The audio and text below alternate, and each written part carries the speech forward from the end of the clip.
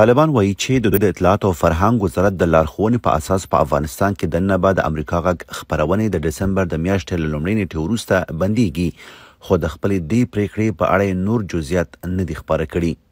د اطلاعات او فرهنګ وزارت د نشراتو رئیس عبدالحق حماد په یو ټویټ کې لیکلي چې د افغانستان په 13 ښارونو کې پر اف ام د ازادۍ راډیو نشرات بند شول. امریکا غږ راډیو د طالبان تر دغه پریکړې پورې د اف ام د 15 څپو او د 2 منځنیو څپو لارې په افغانستان کې دننه د ورځې 12 ساعته خپرونې لرلې چې 6 ساعته پښتو او 6 ساعته دري وي. زه طالبانو ته وایم چې تاسو کډونه ډېره رسنۍ بندې کړئ یا دغه کوي، خو د دنیا خوله نشي بندولی. رسنۍ در طرف نه خلک اوري، خو دا احمقانه نظر او د احمقانه کار کول نه دي پکار. یو ځل اطمینان شي چې طالبان نه له بیا ځل اطمینان شي چې دا زمونږ باندې خبرونه د اف ام د طرف نه بندې شي. چې نو دا بند شي، خو دا به موږ بیا به نو د تاسو سیستم خو به بند شي، نو بیا به موږ خو هېڅ کولی نه شو. داسې پوه چې زموږ لاسونه شاته وتړل شو.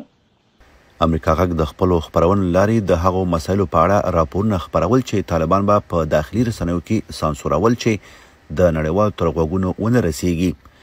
د خبریالانو د خوندیتوب کمیټه وایي هغه رسنۍ چې د قانون سره سمې خپرونې کوي باید ملاتړ وشي.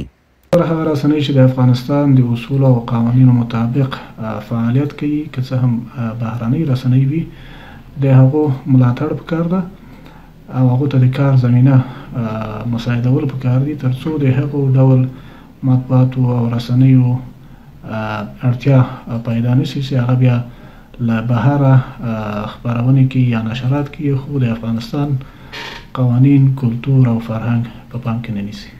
د افغانستان د خبریالانو مرکز وایي د رسنیو پر خپرونو د طالبانو بندیز د ټولیزو رسنیو د قانون سره په ټکر کې دی.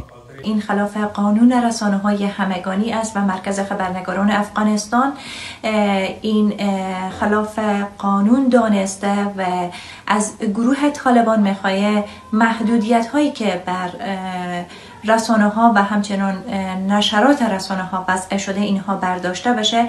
یو شمېر افغان ژورنالیستان وایي له کله چې طالبان واک ته رسیدل دي هڅې کوي چې د ولس او رسنیو غږ ټپ کړي. طالبان په ولسواکۍ او په بیان ازادۍ باندې باور نه لري. د کومې ورځې نه چې دوی راغلي دي، دوی د ولس د خبریالانو او د رسنیو د غږ د ټپ کولو هڅه کړې ده او په دې باندې دوی توانېدلي دي چې په افغانستان کې ټولې رسنۍ د دوی تر کنټرول لاندې نشرات وکړي او اوس مهال په افغانستان کې بیان ازادي چې د هغه شتون نه لري. نو د دوی د دغو کړنو سره په کتو سره د دوی په دې هڅه کې دي چې طالب په افغانستان کې کوم جنگي جرایم تر سره کوي یا په حکومت کې کوم فساد تر سره کوي یا د ولس سره ظلم کوي، دا هر څه همداسې پټ پاتې شي.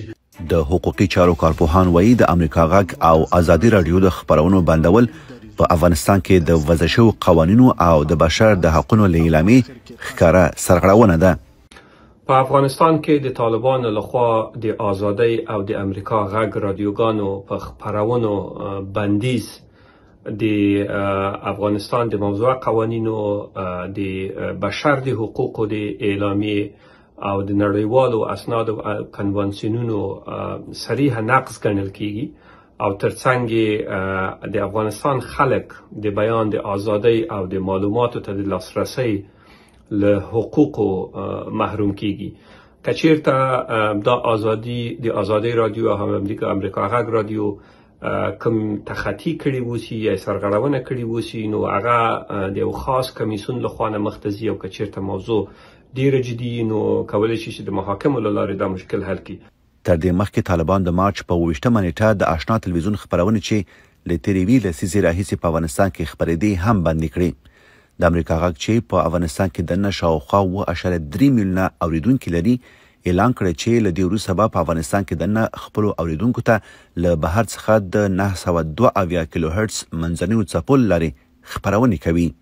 پر دې سربیره به د امریکا غږ آشنا خپرونې د امریکا غږ په سپوږمکۍ په 496 یاست کانال کې او همدغه راز په پښتو او دري د ویب سایټونو، فیسبوک پاڼو او ډیجیټلي شبکو لارې خپریږي.